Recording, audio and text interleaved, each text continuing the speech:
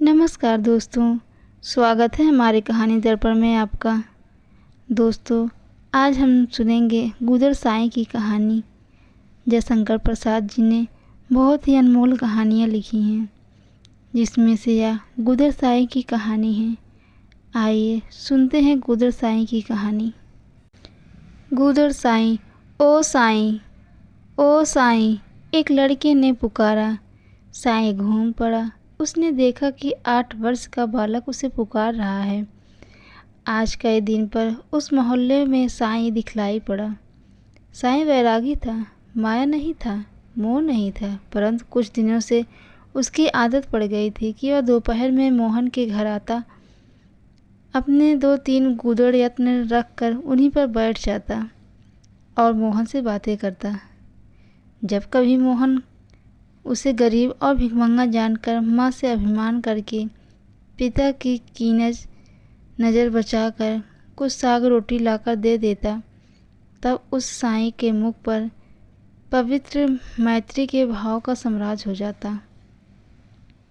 गुदर साईं उस समय एक बालक के समान अभिमान, सराहना और उलाहना के आदान प्रदान के बाद उसे बड़े चाव से खा लेता। मोहन की दी हुई रोटी उसकी भूख मिट जाती थी। एक दिन मोहन के पिता ने देख लिया, वह बहुत बिगड़े। कहते थे वे कट्टर आर्यसमाजी हैं। ढोंगी फकीरों पर उनकी साधारण और स्वाभाविक चिढ़ थी। मोहन को खूब डांटा, वह इन लोगों के साथ बातें न किया करें। साईं हंसकर वहाँ से चला गया। उसके बाद आज कई दिन पर साईं आया और वह जानबूझकर उस बालक के मकान की ओर नहीं गया, परंतु पढ़कर लौटते हुए मोहन उसे देख लिया और वहाँ लौट गया।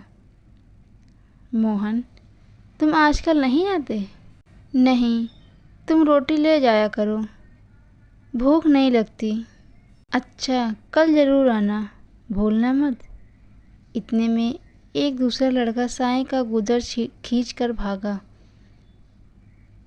गुदर लेने के लिए साईं उस लड़के के पीछे दौड़ा। मोहन खड़ा देखता रहा। साईं आंखों से ओझल हो गया। चौराहा तक दौड़ते दौड़ते साईं को ठोकर लगी, वह गिर पड़ा। सिर से खून बहने लगा। खिंचाने के लिए जो लड़का उसका गुदर लेकर भागा था, वह डर से ठिठुर रहा था। उसे उठा लिया और दूसरे हाथ से साईं को पकड़ कर उठाया। नटखट लड़के के सिर पर चपत पड़ने लगी। साईं उठकर खड़ा हो गया। मत मारो, मत मारो, चोट लगती है, साईं ने कहा और लड़के को छुड़ाने लगा।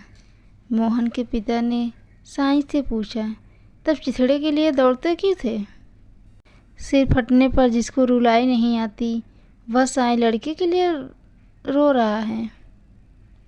उसने कहा, मेरे पास दूसरी कौन वस्तु है जिसे देकर इन राम रूप भगवान को प्रसन्न करता? तो क्या तुम इसलिए गुदर रखते हो? इस चिथड़े को लेकर भागते हैं भगवान, और मैं उनको छीन कर लेता हूँ, रखता हूँ। फिर उन्हीं से छिनवाने के लिए, उनके मनोविनोदक के लिए सोने का खिलौना तो उचक्के भी छीनते हैं, पर चिथड़ों को भगवान की दया ही करते हैं। इतने कहकर बालक का मुंह पोंछने लगे। मित्र के समान गलबाहें डाले हुए साईं चला गया। मोहन के पिता आश्चर्य से बोले, गुदर साईं, तुम निरे गुदर नहीं हो, गुदरी के लाल हो। दोस्तों, अगर यह कहानी आपको पसंद आए तो मेरे चैनल को लाइक करना, सब्सक्राइब करना और शेयर करना मत भूलिएगा। धन्यवाद।